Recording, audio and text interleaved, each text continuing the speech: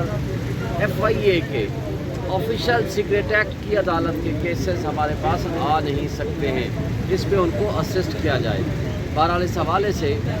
12 बजे ये application fix हो गई है कि वो डिसाइड करेंगे कि क्या वो आज केस सुन सकते हैं या नहीं। अगर वो सुन सकते हैं तो नेचुरली फिर इस केस का फैसला होगा, लेकिन ज़्यादा इम्कान वो ये कह रहे हैं कि इस बात का है कि हम इसको इंटरटेन नहीं करेंगे। लेकिन सवाल यहाँ ये पैदा होता है, ये कैसा निज़ाम इंसाफ है कि ना इस्लामाबाद हाई कोर्ट डेजिग्नेट करती है ऐसे जज को कि अगर वो जज छुट्टी पे है तो रिमांड का केस है, जुडिशल रिमांड का मामला है, बेल पटिशन का मामला है, तो वो कौन जज सुनेगा। इसी तरह मैं समझता हूँ कि एक काबिल अफसोस बात है कि ministry of law and justice ने जो जज FIA के केसेस सुन रहे हैं उनको देने की बजाय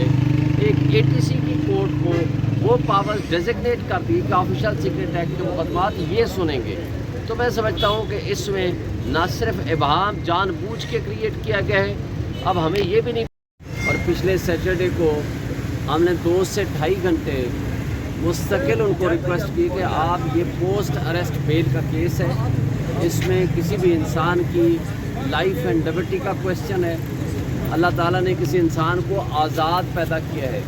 और इस सिलसिले में ज़रूरी है कि अगर क़ानून के मुताबिक उनका हक़ बनता है ज़मानत का तो उसको फौरी तौर पर सुना जाए। बहरहाल रिस्पोंडेंट साइड का एतराज़ था प्रोसिक्यूशन का कि नहीं आज ना सुना जाए, और जज साहब ने भी आज की तारीख फिक्स कर दी और कहा है कि आज हर हाल में